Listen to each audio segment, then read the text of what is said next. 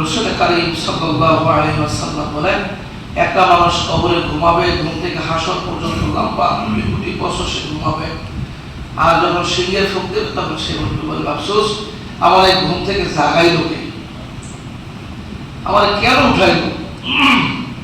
অল্প সময় ঘুমাবে। এক হাদিসে আছে ফজরের 2 রাকাত ফরজ নামাজ পড়তে যে সময় লাগবে তার সাথে সময় কম লাগবে। কোটি কোটি বছর ঘুমাবে। এখন যারা ঘুম থেকে উঠবে এরা বলবেন, ক্বালু ইয়া ওয়াইলানা মান বাআসানা মিন মারকাদিনা হাযা মা ওয়া'আদার রাহমান ওয়া সাদাকাল মুরসাল। হায় হায়, শান্তির ঘুম থেকে আমাদের কে জাগায়?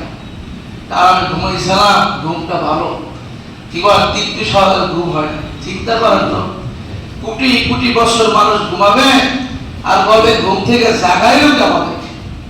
অল্প সময় ঘুমাইলাম, উঠাইলো কে? তখন বলা হবে, তুমি কি জানো না যে একদিন ভয়ঙ্কর একদিন, ভয়াবহ একদিনের কথা তোমাদেরকে সতর্ক করা হয়েছিল।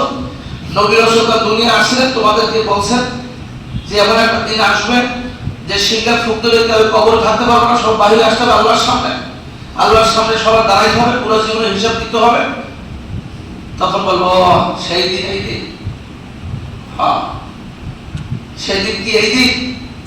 বলো তো, কোটি কোটি বছর ঘুমাবে আর ঘুম থেকে উঠাইলো, বলবে হায় আফসোস অল্প সময় ঘুমাইলাম, কে উঠাইলো?